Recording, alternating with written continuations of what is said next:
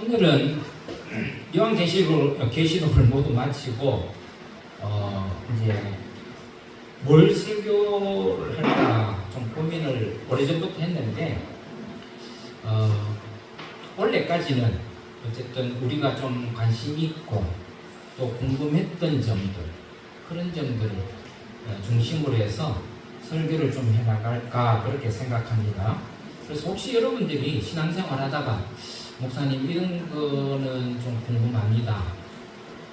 또 성경의 이 내용이 어떤 뜻인가요? 하고 궁금한 점이 있으면 저에게 물어보시면 또 설교에 제가 참조하도록 하겠습니다. 그래서 오늘은 그 첫 번째로 제목에 나와 있다시피 인간은 어떤 존재인가 하는 이 질문에 대한 말씀을 좀 드릴까 합니다. 좀 어렵죠? 주제가 좀 어렵습니다. 그래서 오늘은 철학적인 설교가 될 것 같아요. 우리는 흔히 철학 그러면 좀 어렵게 생각하는 부분이 많죠. 근데 사실 철학의 시작은 그렇게 어려운 게 아니에요. 철학의 시작은 인간의 근본에 대한 물음에서부터 시작해요.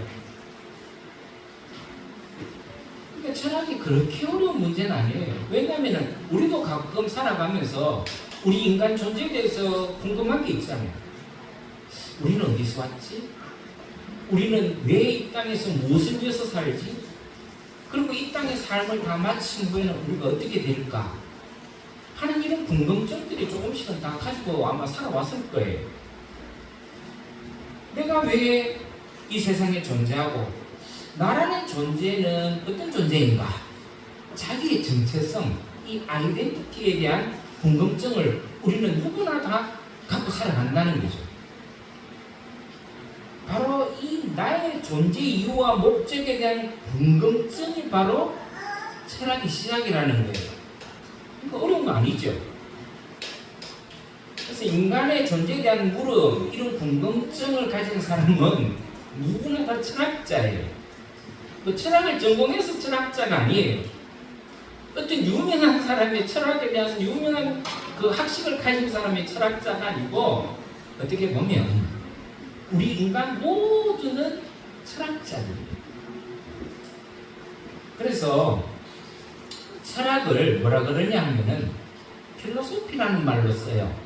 좀 뭐 어려운 부분이긴 하지만 여러분들 그냥 이해만 하세요. 필로소피라는 게 바로 철학이에요.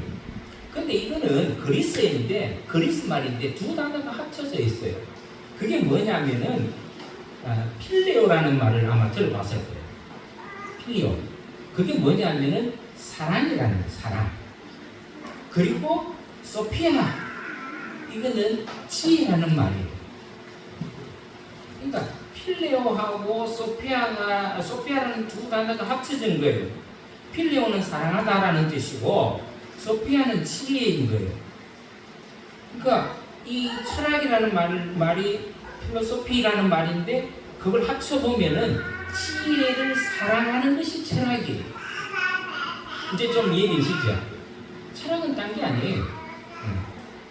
지혜를 사랑하는 게 철학이에요. 그래서 철학자는 지혜를 사랑하는 사람 혹은 진리를 탐구하는 사람을 철학자라 그래요. 어찌 보면 우리 신앙인들은 모두가 철학자예요. 신앙인이기 전에 철학자들이에요. 그래서 어떤 분들은 그렇게 분류하기도 합니다.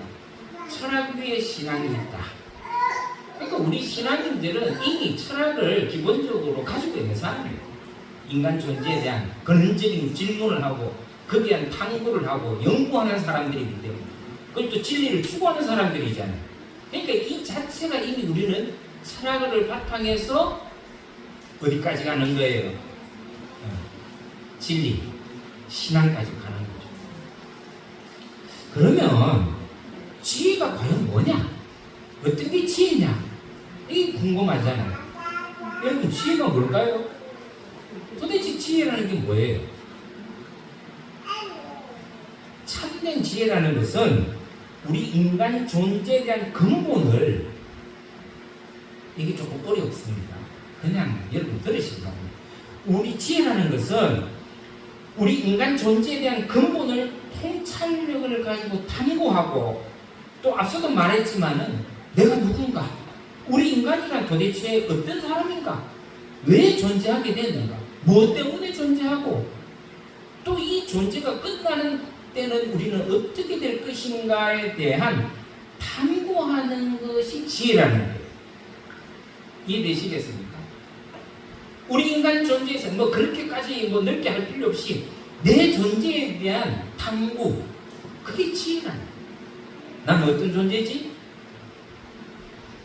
나는 어디서 왔고 또 왜 살고 무엇 때문에 살고 또 결국은 내가 어디로 갈 것인가에 대한 내 스스로의 생각, 그 진리를 탐구하는 것이 바로 지혜다. 그래서 성경 잠언 1장 7절과 9장 10절에 그에 대한 해답을 우리에게 주고 있어요. 그래서 여러분, 우리가 성경을 잘 읽어야 돼요. 왜? 우리 인생의 모든 답은 어디에 있어요? 성경 가운데 있어요. 그래서 하나님이 우리에게 하나님의 말씀을 기록해 주신 거예요. 왜? 우리가 가지고 있는 이 궁금증을 다 성경에 기록했기 때문에. 그래서 거기 보면 이런 말씀이 있습니다. 여호와를 경외하는 것이 지혜의 근본이다. 여러분, 지혜의 근본은 하나님을 경외하는 거예요. 거룩한 하신 자를 아는 것이 명철이다. 여러분, 지혜는 따로 없어요. 제가 아까 전에 말했죠. 지혜를 우리가 탐구하는데 그 지혜, 우리가 그 지혜가 뭐라 그랬어요? 나 자신을 알아가는 거잖아요. 나의 정체성에 대한 연구하는 거잖아요. 탐구하는 거잖아요. 근데 결론을 딱 보면은 내가 어디서 왔고 내가 무엇 때문에 살고 내가 결국 이 땅에서 살고 난 다음에 마지막으로 어떻게 될 것인가에 대한 것을 하나님은 하나님을 경외하면 다 알게 돼 있다. 답이 있는 거죠. 잠언 1장 7절에 여호와를 경외하는 것이 지식의 근본. 미련한 자는 지혜와 훈계를 멸시한다. 여러분, 철학의 답, 인생의 답은요, 하나님을 경외하고 그분을 알아가는 게 진정한 철학이에요. 그러니까 여러분들은 하나님의 말씀을 부지런히 연구하고 또 하나님을 경외하고 하는 이 모든 것이 여러분들이 이미 철학자로서 다 기본을 갖춰져 있는 거예요. 그리고 거기에서 우리가 철학적 질문하는 것을 우리가 성경에서 다 찾을 수 있죠. 하나님 말씀에서 다 찾을 수 있다는 거예요. 그런데 믿지 않는 사람들은 엉뚱하게 해서 철학의 이 답을 얻으려고 하니까 답이 안 나오는 거잖아요. 여러분, 하나님 위해서 이 세상에서 그 철학적인 인간의 근본적인 문제를 아무리 탐구해도 답은 안 나오게 되어 있어요. 그래서 지금까지 철학의 역사를 보면 아무도 답을 제시하고 이것이다라고 말하는 사람은 없어요. 그냥 학설, 가설은 얘기해요. 그러나 답을 분명하게 아는 사람은, 내놓은 사람은 한 사람도 없어요. 왜? 여러분, 이 세상에서는 답을 구할 수가 없어요. 그래서 초기 철학자들은 이 만물과 인간의 시작에 대해서 매우 궁금해했어요. 철학의 시작이 어떻게 시작했다고 그랬어요? 우리의 아이덴티티, 우리의 정체성을 연구하는 거라고 그랬잖아요. 우리는 어디서 왔지? 왜 생겼지? 이게 다 철학의 기본이라고 그랬잖아요. 그래서 초기 철학자들은 그 물음에서 얻은 답이 뭐냐?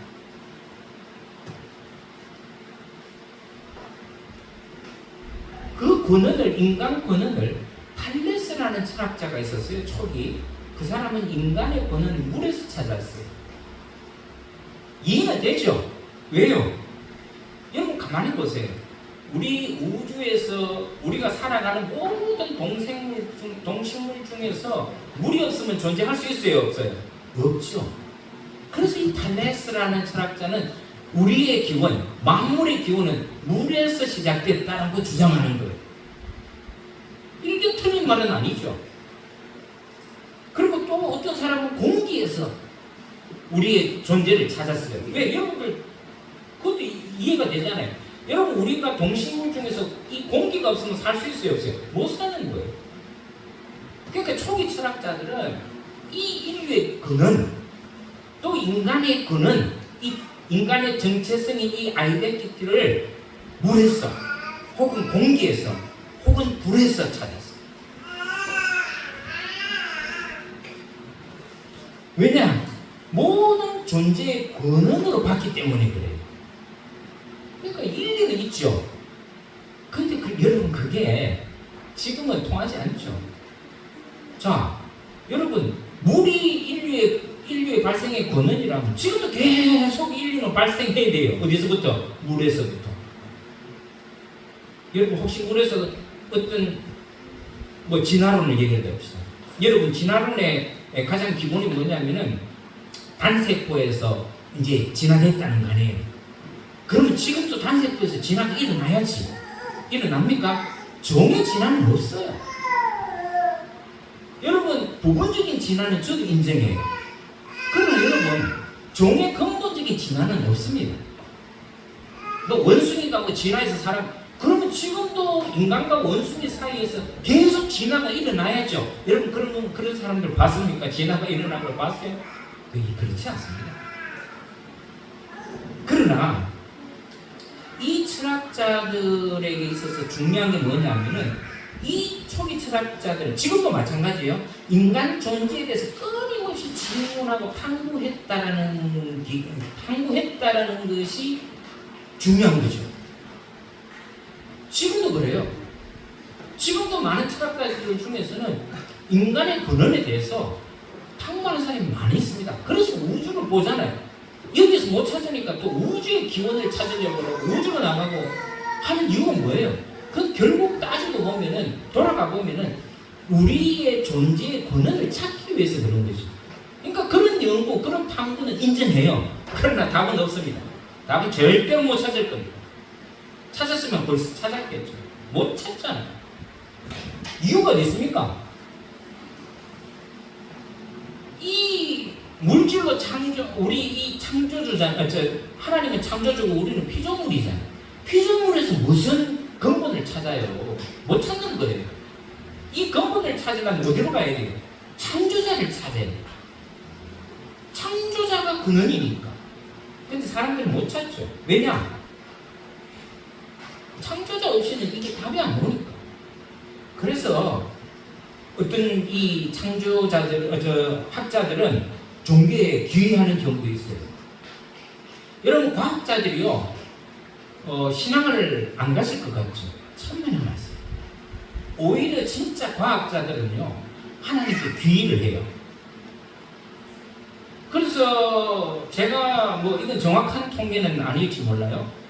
나사라고 하는 우주과학연구센터가 있죠. 거기에 한 60%가 하나님을 찾는 사람이에요. 신을 찾는 사람. 또 신의 존재를 인정한다고 얘기하는 사람. 이게 좀 신기하지 않아요? 최고의 과학자들이 하나님을 찾는 거예요. 그리고 학문에도 전념해 보는 거예요. 왜? 우리 존재의 근원을 찾기 위해서. 그러니까 어떤 사람들은 이 골치 아프거든. 답은 없고 그런 궁금증이 머리 아프니까 아예 무시하고 생각 안 하고 사는 사람이 있어요. 골치 아프다는 거죠. 그래서 생각 없이 사는 사람들이 정말 많아요. 우리 주위에도 보세요. 그런 얘기하면 듣기 싫어하죠.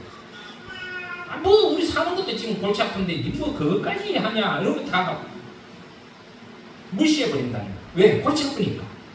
근데 그렇게 사는 사람이 의외로 우리 주위에는 상당수 많다는 거죠. 그런 의미에서 우리 인간은 어떤 존재인가를 먼저 아는 것이 굉장히 중요한 부분이에요. 근데 성경에서는 우리 인간에 대해서 오늘 말씀을 보면 분명하게 우리 인간 존재에 대해서 세 가지로 설명하고 있어요. 오늘 제가 말씀드리려고 하는 핵심이 여기 있고 또 우리가 그동안에 계시록을 봤잖아요. 계시록 말씀을 연구하는 거하고도 연관이 있어요. 왜? 우리 계시록에서 가장 핵심이 뭐라 그랬어요? 하나님의 나라에 있다 그랬죠. 영생에 있다 그랬잖아요. 그러면은 그 영생하고 우리하고 무슨 상관이 있겠어요? 있기 때문에 그래요. 그 관계가 뭐냐? 우리 인간의 존재 자체를 아는 데서 시작하는 거예요. 자, 그래서 성경에서는 우리 인간을 세 가지로 나누어서 말씀하고 있어요. 잘 들으셔야 됩니다. 우리 인간에 대해서는 세 가지로 오늘 본문에 보면은 세 가지로 얘기했어요. 첫째, 먼저 바디, 육체입니다. 몸입니다. 몸. 우리 인간은 몸을 가지고 있어요. 저와 여러분들이 다 몸을 가지고 있잖아요. 이것을 헬라어로 말하면 소마라고 얘기해요. 육체. 말 그대로 우리가 가지고 있는 생물학적인 몸을 말하는 거예요. 두 번째에서 이거는 뭐 여러분들이나 저나 다 아는 사실입니다. 우리 다 몸을 가지고 있잖아요. 인간의 존재는 첫째 뭘로 구성되어 있느냐? 몸으로 구성되어 있어요. 생물학적인. 두 번째, 혼이 있습니다. 히브리어로는 네시피라고 얘기하고 또 헬라어로는 푸시케라고 얘기해요. 이것은 여러분 잘 들으셔야 돼요. 혼이라는 것은 인간의 이성, 정신, 감정, 인격, 자아, 의지, 생각하는 이 사고를 포함하는 전인격적인 부분을 혼이라고 해요. 아시겠습니까? 그래서 우리 속에는 뭐가 있느냐? 몸이 있고 혼이 있어요. 어떻게 보면 이 혼은 우리 육신을 조종하고 움직이는 기능이 있어요. 우리가 생각하잖아요. 생각하는 대로 우리 몸은 움직이게 돼 있잖아요. 우리 인간의 구성이 그렇다면 혼이 있어요. 그래서 여러분 가끔 이런 말을 하죠. 혼이 나갔다. 그런 걸 쓰죠. 혼이 나갔다. 이것은 이성적인 사고, 감정, 생각하고 느끼고 선택하는 모든 기능이 마비된 것을 얘기해요. 혼이 나갔다라는 것은. 그래서 가끔 야 혼이 나갔다 그러면은 느낄 수 있는 게 뭐냐면 그 사람이 생각하고 사고하는 것이 정지된 상황. 정지된 상황. 그 상황을 말하는 거예요. 그런데 이 육과 혼은 우리 인간만 가진 게 아니에요. 짐승에게도 있어요. 짐승에게도. 그래서 육과 혼은 짐승에게도 일부 우리하고 같은 공통점을 가지고 있어요. 물론 짐승에게는 인격이나 자아의식은 없어요. 그러나 우리가 가지고 있는 일부를 가지고 있다는 거예요. 여러분, 짐승들도요, 우리가 느끼는 것처럼 아픔을 느껴요. 맞죠? 일부 감정도 있어요. 여러분, 짐승들도 슬프면요, 슬퍼해요. 아프면 아파하고요. 여러분 아마 가정에서 애완견이나 애완묘를 키우는 사람이 있을 거예요. 옛날에 우리 어릴 때 소도 키웠거든요. 여러분 소 팔려가면요 가기 싫어서 도살장에 가는 소들은요 끌려가기 싫어서 심지어는 눈물도 흘린다고 했어요. 그러니까 짐승들도 우리와 같은 혼이 있다. 그래서 배고픔을 느끼거나 고통을 느끼거나 슬픔을 느끼기도 하고 애정을 느끼기도 합니다. 여러분 짐승들도 애정을 느껴요. 주인의 사랑을 갈구하는 강아지 얼마나 많습니다. 제가 예전에 그걸 보고 깜짝 놀랐던 게 뭐냐면은 주인이 키우던 개를 어디 산골에 버렸어요. 도로에다가. 근데 그 강아지가 그곳을 떠나지 않더라고요. 주인이 올 때까지 애타게 기다리고 있던 모습을 여러분 아마 TV에서 봤어요. 그럼 뭘 말하는 거예요? 걔네들에게도 짐승에게도 이 혼이 있다. 제가 나중에 조금 더 말씀드리겠지만은 하여튼 여기까지는 인간과 짐승이 비슷해요. 그런데 짐승에게 없는 게 하나 있어요. 그게 뭡니까? 영이. 우리는 가끔 영과 혼을 혼동하는 경우가 상당히 많아요. 그렇죠? 여러분들도 영과 혼을 구분할 수 있습니까? 잘 구분을 못하는 사람이 많이 있어요. 여러분, 영과 혼은 엄연히 다릅니다. 오늘도 여기 성경 한번 보세요. 온 영과 혼과 몸이라고 얘기했잖아요. 구분해놨어요. 이 영은 히브리어로는 구약에는 르아흐라고 되어 있어요. 르아흐. 헬라어로는 푸뉴마라고 되어 있어요. 그걸 번역하면은 호흡, 또 바람, 이런 뜻이에요. 왜 그렇게 했냐면은 안 보이기 때문에 그래요. 여러분 바람 본 적 있습니까? 호흡을 본 적 있어요? 없잖아요. 그래서 영을 그렇게 표현하는 거예요. 근데 이 영은 홍어과는 좀 비슷하면서도 다른 점이 있어요. 비슷한 게 뭐냐? 보이지 않는 거예요. 여러분 우리 감정이 보입니까? 안 보이잖아요. 우리 사고가 우리가 생각하는 이 사고를 여러분 볼 수 있습니까? 못 보잖아요. 사고를 통해서 행동하는 것은 나타내 보일 수 있지만은 우리가 생각하는 건 아무도 못 봐요. 혼도 똑같아요. 그래서 혼이나 영은 공통점이 뭐냐? 사람이 못 봐요. 볼 수가 없어요. 여러분 감정 눈에 안 보이잖아요. 인격이 눈에 보입니까? 안 보여요. 의지가 눈에 보입니까? 안 보입니다. 생각이 눈에 안 보이잖아요. 영도 마찬가지예요. 그래서 영도 우리 눈에 보이지 않아요. 육은 보이죠. 혼과 영은 보이지 않는 특징이 있어요. 볼 수 없어요. 그래서 영은 영적인 눈, 영안이 열려야 볼 수 있어요. 그래서 가끔 보죠. 가끔 그런 말 하잖아요. 영안을 가져야 된다. 영안이 열려야 된다. 그건 뭘 말하는 겁니까? 영안이 영적인 안목을 가지고 영적으로 봐야 보이는 게 영안이에요. 영이에요. 근데 대부분 사람에게는 영안이 닫혀져 있기 때문에 볼 수가 없어요. 못 봐요. 왜요? 죄로 인해서 이 영적인 상태가 무너져 있기 때문에 우리는 영을 볼 수가 없어요. 그러나 최초의 아담과 하와는요, 하나님을 봤어요. 대면했어요. 천사도 봤고 하나님을 봤어요. 대화도 했어요. 다 보였어요. 근데 언제부터 이게 닫혔어요? 죄로 인해 가지고 아담과 하와가 죄로 인해서부터 눈이 멀기 시작했어요. 또 에덴 동산에서 쫓겨나면서부터 하나님과의 거리가 멀어지기 시작했습니다. 그 후세들은 점점 더 멀어졌죠. 그리고 죄가 만연해서 죄로 인해서 인간의 영안은 더욱 어두워졌고 하나님의 세계, 영적인 세계와는 완전히 지금은 단절되어 버렸어요. 여러분 우리가 구원을 받고 하나님 나라에 들어간다는 걸 뭐를 의미합니까? 이런 영적인 단절을 회복하는 관계예요. 회복하는 거예요. 그게 바로 구원이에요. 우리 영혼 구원이라고 해서. 그 영혼 구원이 뭐를 의미하느냐면은 하나님과의 이 영적인 단절된 관계를 회복하는 거예요. 그래서 성경에 우리 계시록도 봤잖아요. 우리가 하나님 앞에 쓸 때는 하나님을 마주보고 하나님의 보좌 아래서 우리는 뭘 한다고 그랬어요? 경배하고 찬양한다고 그랬어요. 이제 여러분 좀 이해가 되십니까? 그래서 계시록을 잘 봐야 돼요. 근데 이 계시록을 잘 이해하려면은 오늘 우리 인간 존재에 대한 근본을 알아야 된다. 인간은 뭘로 구성되어 있다 그랬습니까? 몸과 혼과 영으로 구성되어 있어요.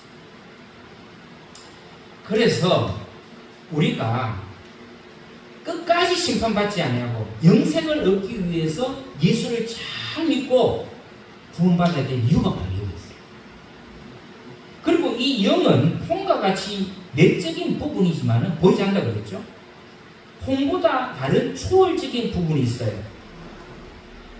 혼과 영이 비슷하다고 그랬죠. 안 보이는 부분에서는. 근데 다른 부분이 있어요.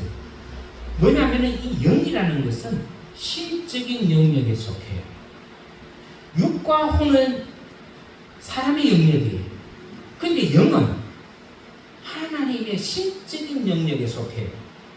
그래서 보통 영이 맑다 그러는데 이런 사람들은 영이 혼과 육을 강하게 지배하는 사람을 얘기해요. 육은 혼이 지배해요. 근데 이 혼을 지배하는 것은 영이에요. 그래서 우리는 영의 사람이 되어야 된다. 영의 사람까지 가야 돼요. 여러분 일반적인 사람들, 보통 사람들은 그냥 육이 지배해요.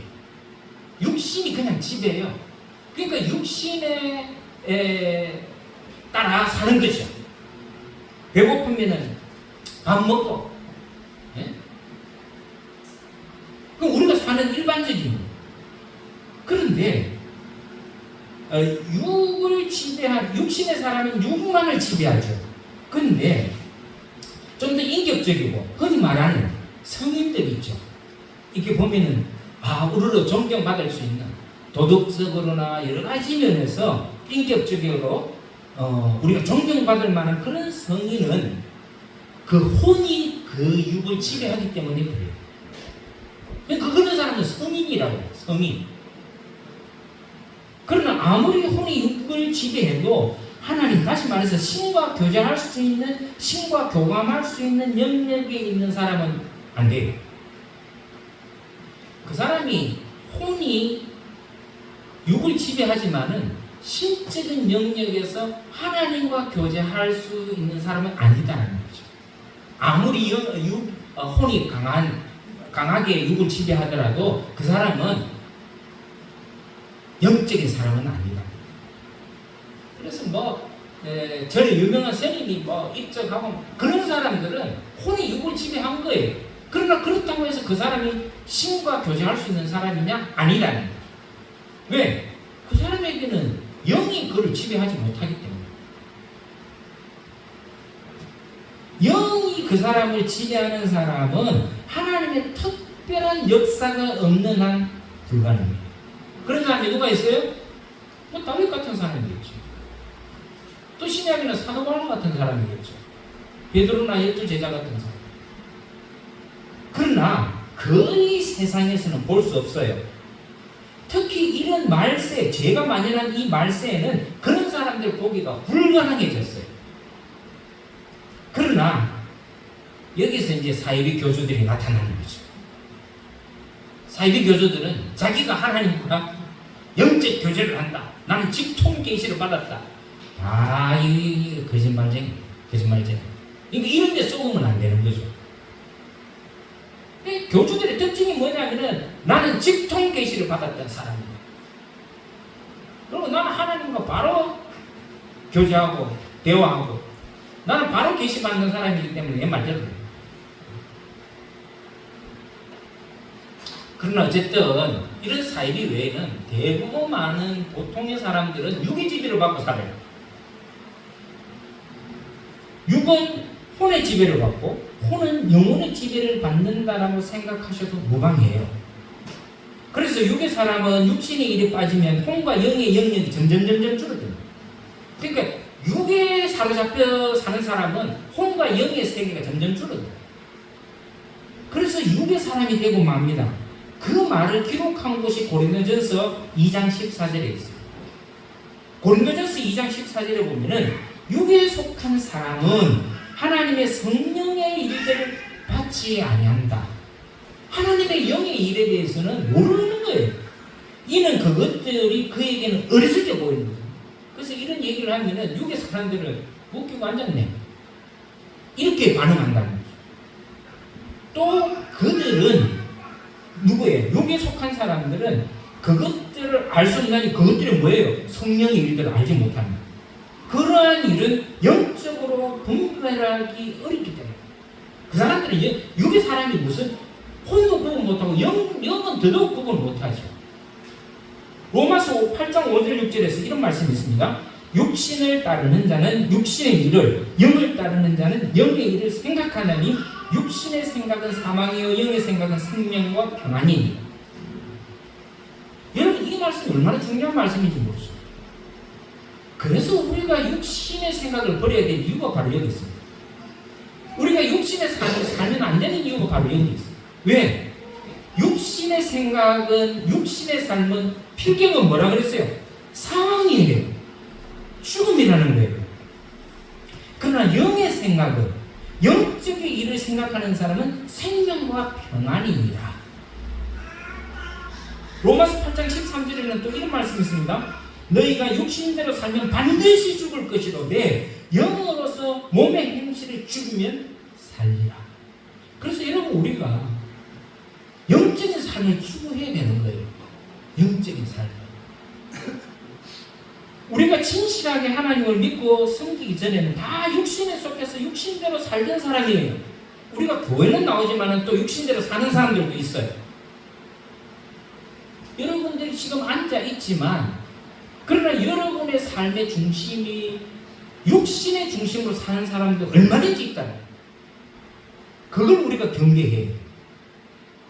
그러나 우리가 예수 그리스도 통해서 하나님을 알고 그분을 믿고 신뢰하는 사람은 육과 혼에 속한 사람이 아니라 영에 속한 사람이 되었다는 것을 의미하기 때문에 여러분 우리는 육을 추구하는 것이 아니라 뭘 추구해야 됩니까? 영적인 삶을 추구해야 돼요. 영적인 삶. 우리가 이것 때문에 영생을 위해서 하나님 믿고 살잖아요. 이것 때문에. 우리가 믿음의 깊숙한 곳으로 가거나 기도의 깊이를 대가면요, 우리가 이런 영적인 삶을 추구하면요, 우리의 영도 맑아져서 우리를 영적인 사람으로 만들어가요. 여러분, 제가 목사지만은 제가 처음부터 이렇게 목사의 어떤 그나마 목사로서 삶을 살아가는 그런 사람이 처음부터 안 그랬어요. 세상에 나자마자 성인은 없습니다. 살아가다 보면 어린아이와 같은 수준에서 살 때가 참 많아요. 저도 마찬가지였어요. 지금 여러분들이 저를 볼 때는 그런 대로 목사로 봐주지만, 그러나 실제로 제가 처음부터 이런 목사의 자질을 갖추거나 이런 목사로서의 삶을 살아가는 사람이 아니었다라는 거예요. 어떻게 이렇게 됐냐?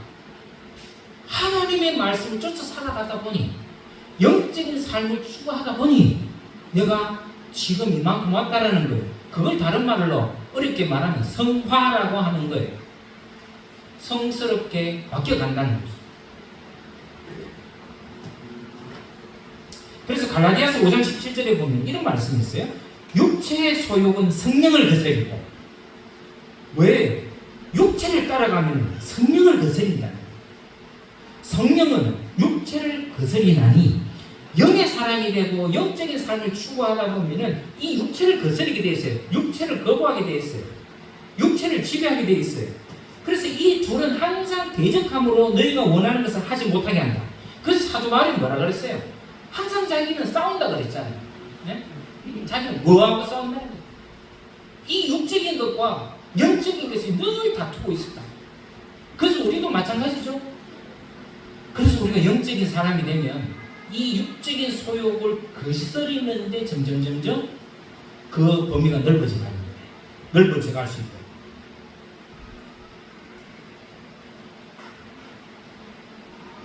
다시 말해서 영이 우리를 지배하는 비율이 높으면 육신의 소욕은 줄어들고 대신 하나님을 인식하고 신과의 깊은 영적 교제를 할 수 있는 부분이 바로 우리가 가진 영이라는 거예요.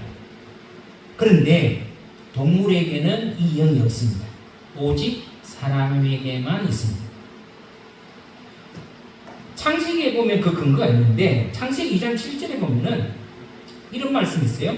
여호와 하나님이 흙으로 사람을 지으시고 생기를 그 코에 불어넣으시니 사람이 생명이 된지라 라고 나와 있어요. 여러분, 생기가 뭐예요? 이게 영이에요. 하나님의 영이에요. 그래서 인간의 짐승과 다르게 하나님의 영적인 것이 다 갖춰져 있어요. 우리가 인지를 잘 못할 뿐이지. 왜 인지를 못한다 그랬어요? 육이 나를 너무 지배하기 때문에 감각이 없어진 거예요. 영적인 감각이.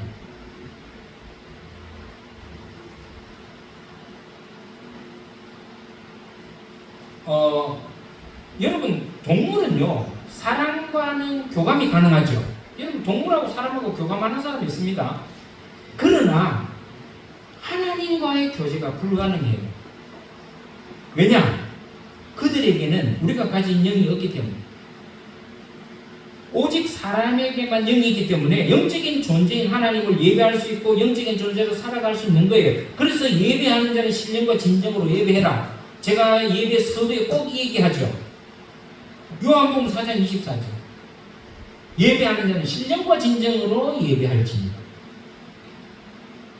이게 뭐냐면 오직 인간만이 하나님을 섬길 수 있고 예배할 수 있는 존재입니다. 짐승은 불가능하죠. 여러분, 짐승이 신령과 진정으로 예배하는 거 봤습니까?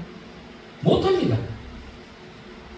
예배는, 하나님께 하는 경배는 육으로 혼으로 하는 게 아니에요. 오직 하나님이 우리에게 주신 영으로만 가능해요. 그래서 여러분들이 이 자리에 나온 거 아니에요. 뭐예요? 하나님이 우리에게 인간에게만 불어넣어 주신 생기라는 거예요. 생기. 그래서 여러분 우리는 생기 발랄해야 돼요. 항상 다 죽어가는 인상 쓰고 살아가면 안 돼요. 그래서 우리 예수 믿는 사람들은요, 진짜 하나님 안에 있는 사람들은 생기 발랄해요. 그 사람에게 보면 빛이 보여요.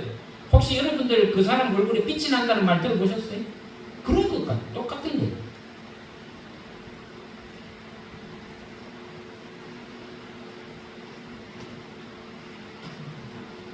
어쨌든 인간은 이런 세 가지 육과 혼과 영을 가진 존재예요. 그러나 짐승에게는 육과 혼은 있지만 영은 없다. 그 어떤 사람 가끔 물어보는 사람이 있어요. 목사님, 사랑하는 강아지가 죽었는데 천국 갑니까? 못 갑니까? 못 갑니다. 미안하지만 내가 아무리 애지중지하고 사랑을 부었던 강아지가 죽어도 여러분 미안하지만은 짐승은요 천국 못 가요. 그냥 소멸하는 거예요. 내가 그냥 가까이 지내고 사랑하고 사랑을 주고 애정을 줬기 때문에 그 마음의 심정은 이해되지만은 여러분 짐승은 짐승이에요. 인간이 될 수 없어요. 인간이 가는 하나님과는 갈 수 없다라는 거예요. 자연으로 돌아가는 거죠. 그래서 전도서 3장 21절에 이런 말이 있잖아요.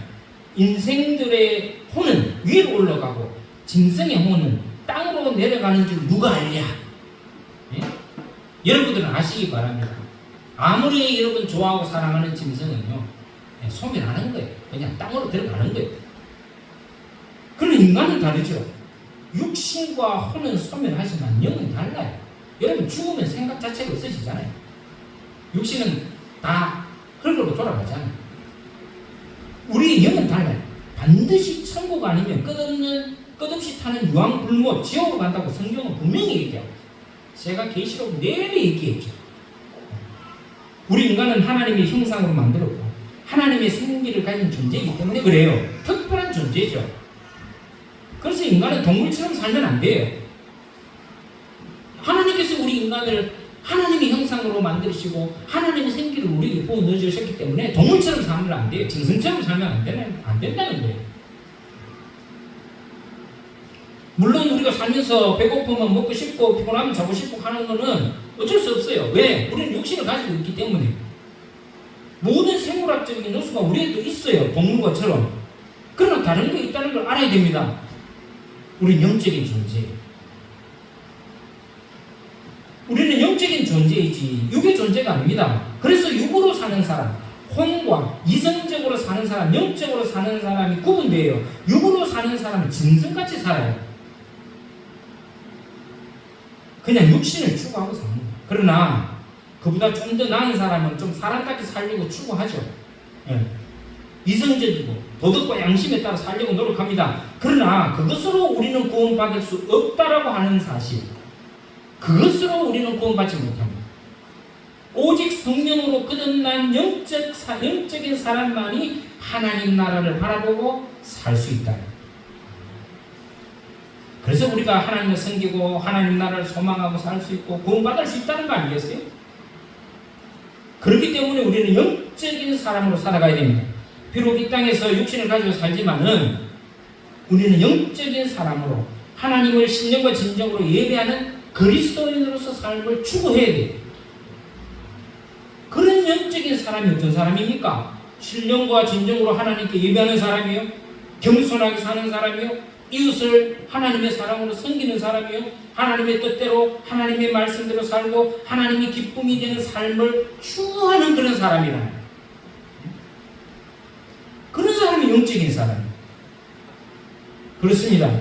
우리는 육신을 가진 존재이지만 본질은 하나님의 형상을 따라 창조된 영적인 존재예요. 그렇기 때문에 육신이 아닌 영으로 하나님을 예배하면서 살아가는 사람이 돼요. 저는 오늘 이 말씀을 드리면서 우리 두란노 교회 모든 성도들은 모두 성령으로 거듭나서 영적인 사람으로 사시는 거룩한 하나님의 백성이 되기를 주의를 축원합니다. 기도하겠습니다. 자비로우신 주님, 우리에게 하나님의 거룩한 생기를 부어주시고 또 그런 영적인 삶으로 살게 해주셔서 감사합니다. 오늘 하나님께서 이 땅에서 우리에게 삶을 주셨는데 우리 인간의 삶의 근원에 대한 전제, 이유, 우리는 어디서 왔으며 무엇 때문에 왜 사는가를 또 고민하게 하시고 또 어떻게 살아야 되는가를 알게 하신 하나님, 오늘 우리가 이 땅에서 삶을 사는데 우리의 정체성, 우리의 아이덴티티를 정확하게 알고 살아가는 저희들 되게 하여 주시고 그런 지혜를 우리 모두에게 허락하여 주옵소서. 모든 말씀을 우리 주 예수 그리스도의 이름으로 간절히 기도드리옵나이다. 아멘.